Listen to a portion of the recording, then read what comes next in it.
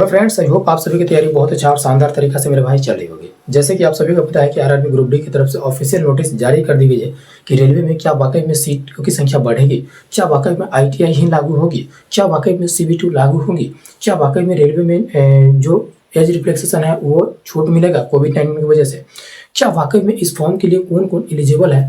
आइए इस छोटी सी वीडियो में हम लोग बिल्कुल आसान तरीका से समझते हैं। ठीक है, चलिए। तो सबसे पहले एक चीज़ मैं आप लोगों को बता देना चाहता हूँ, ये जो वीडियो है बिल्कुल एकदम शॉर्ट फॉर्मेट में आपके लिए लेकर के आया हूँ ताकि आपका टाइम ज़्यादा वेस्ट ना हो। अगर आप फुल नोटिफिकेशन पढ़ना चाहते हैं तो देखिए टेलीग्राम है, टेलीग्राम चैनल यूथ एग्जाम 7। आप चाहिए इस टेलीग्राम चैनल पे, यहाँ से नोटिफिकेशन आप डाउनलोड करके फुल डिटेल में आप पढ़ सकते हैं, क्योंकि यहाँ पे मैंने ऑलरेडी नोटिफिकेशन अपलोड करवा दी है। ठीक है, अब आप यहाँ पे देखेंगे अगर टोटल पोस्ट की अगर बात की जाए भाई साहब, तो टोटल पोस्ट जो है यहाँ पे 32,438 सीट है, जबकि अफवाहें फैलाई जा रही थी कि 58,000 सीट हो चुकी है, जबकि ऐसा सीट नहीं हुई है। ये रेलवे की ऑफिशियल नोटिस में जो बताया गया वो मैं आपको बता रहा हूँ। और देखिए रेलवे की जो ऑफिशियल नोटिस आई है ये 100% जेन्युइन है और 100% करेक्ट है। अब चलिए, अब देखिए क्वालिफिकेशन, काफ़ी सारे लोग होंगे जो क्वालिफिकेशन में प्रॉब्लम होगी कि जैसे 10th है या फिर ITI है। तो मैंने आपको पहले बता दिया है कि मेरे भाई देखिए 10th है या फिर आप ITI है, दोनों में से अगर कोई भी कैटेगरी में आप हो तो आप इस फॉर्म को भरने के लिए एलिजिबल हो। जैसे पहले क्या था कि 2019 से पहले जो इसमें ITI लागू हो रखा था कि रेलवे की फॉर्म अगर आएगी तो ग्रुप डी में ITI होगा, लेकिन 2019 में जो है ये हटा दिए गए थे और फिर से ये जो है 2022 में लगभग लागू करने की उन्होंने बात की थी। लेकिन जबकि अभी आप सभी लोगों के मुंह से सुने कि सोशल मीडिया के थ्रू जैसे बहुत सारे लोगों ने बताया कि ITI लागू होगा, जबकि रेलवे ने खुद बताया था। लेकिन अभी ने इन्होंने अचानक से जो है ITI को कट कर दिया है और 10th या फिर ITI दोनों जो इसके लिए एलिजिबल है। अब हम बात कर लेते हैं कि इसकी एज रिफ्लेक्सेशन कितना होगी। देखिए मेरे भाई, अगर एज की बात की जाए तो 18 से लेकर के 36 वर्ष तक इसकी जनरल एज है, यानी जो लोग भी जनरल कैटेगरी में है, आप 18 साल से लेकर के 36 वर्ष तक है तो आप इस फॉर्म को भरने के लिए एलिजिबल है। अब हम बात कर लेते हैं ओबीसी कैटेगरी में। ओबीसी कैटेगरी में 3 सालों की छूट दी जाती है, यानी 39 साल तक भर सकते हैं, और जो SC/ST कैटेगरी में होंगे उन्हें 5 सालों की छूट दी जाती है, यानी वो जो फॉर्म को 41 साल तक ही भर सकते हैं। अगर कहा जाए तो वो बेटा भी भर सकते हैं और उनके पिता भी इस फॉर्म को भर सकते हैं 41 साल के है तो। ठीक, अब हम बात कर लेते हैं कि देखिए फॉर्म की स्टार्टिंग डेट कब से होगी, यानी यह जो फॉर्म है वो कब से भराएगा। देख पा रहे हैं कि देखिए स्टार्टिंग की अगर बात की जाए तो 23 जनवरी 2025 से इस फॉर्म की स्टार्टिंग हो जाएगी, यानी फॉर्म भराना। और लास्ट कब तक है तो 22 फरवरी 2025 तक ही जो फॉर्म को भरा जाएगा। मेरे भाई मैं आपसे कह रहा हूँ कि आप लास्ट डेट का वेट ना करें।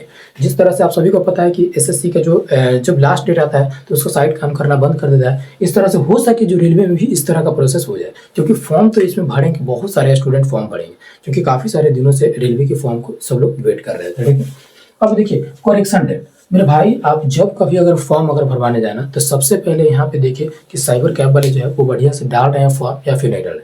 आप हो सके 150 रुपया ज़्यादा दे देना मेरे भाई, लेकिन फॉर्म जरूर बढ़िया तरीके से भरवाना और अपने सामने में ही भरवाना, ताकि आपको पता चल पाए कि कहाँ करेक्शन करते हैं और नहीं करते हैं। हालांकि मैं इस वीडियो जो है अपलोड करवा दूंगा कि अगर आप लोगों की ज़्यादा अगर डिमांड होगी तो मैं खुद बता दूंगा कि ये फॉर्म जैसे कहाँ डालनी है, कब डालनी है, कैसे डालना है, वो मैं आपको बता दूंगा। ठीक है, एक वीडियो के थ्रू।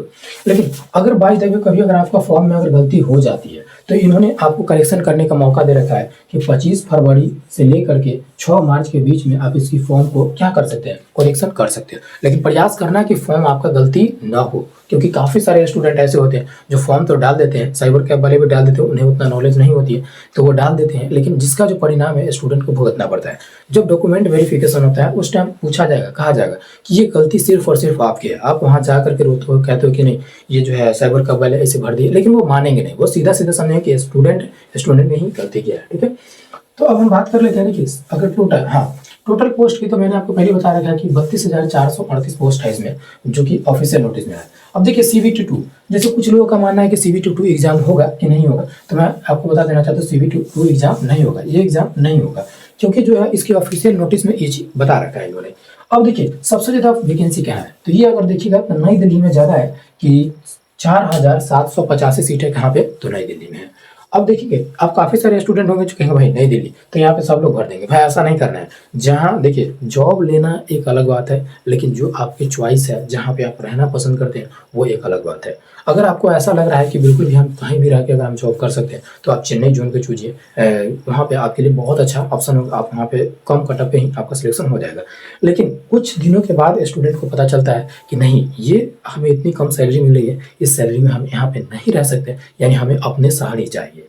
तो ऐसे कैटेगरी में मेरे भाई आप सोच समझ के ही चूज कीजिएगा कि ऐसा ना हो कि अभी तो आप कहें कि हमें कहीं भी जॉब करने से मतलब है अभी ले लेंगे, लेकिन बाद में आपको पछतावा होगा। तो ऐसा अभी ना होना चाहिए, इसलिए आप सभी कुछ सोच समझ करके ही बढ़ेंगे। ठीक है, अब आगे देखेंगे सिलेक्शन प्रोसेस की अगर हम बात करते हैं तो देखिए सबसे पहले इसमें आपका क्या होगा, सीबीटी एग्जाम होगा, कंप्यूटर बेस्ड टेस्ट एग्जाम होगा। उसके बाद क्या होगा, आपका फिजिकल होगा, पीईटी, इसको बोलते हैं फिजिकल एलिजिबिलिटी टेस्ट।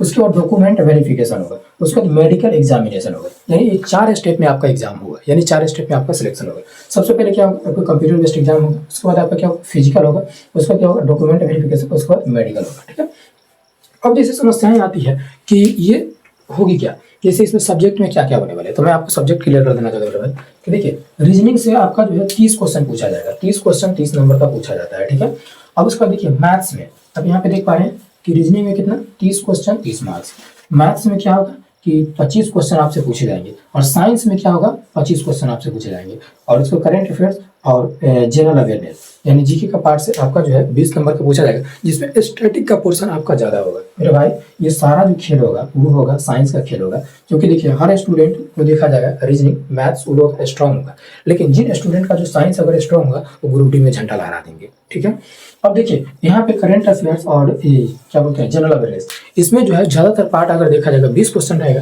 तो उससे 5-6 आपका करंट अफेयर्स रहेगा, और 8 से 7-8 क्वेश्चन जो आपका अगर देखा जाएगा तो आपका स्टैटिक करा जाएगा। तो मेरे भाई स्टैटिक पोर्शन को आप अभी से ही कंप्लीट करते हुए चले, और इंपॉर्टेंट मुद्दा जो इंपॉर्टेंट टॉपिक है उसे कंप्लीट करते हुए ही चलेंगे।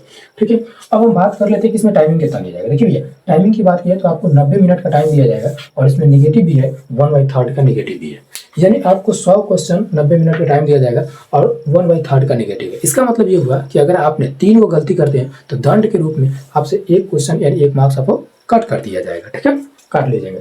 अब देखेंगे जैसे इसमें पीईटी क्या होता है, फिजिकल क्या होता है, फिजिकल की बात कर लेते हैं। अगर हम फिजिकल की बात करते हैं भैया तो देखिए फिजिकल में इसमें 2 कैटेगरी होते हैं, एक मेल और एक फीमेल।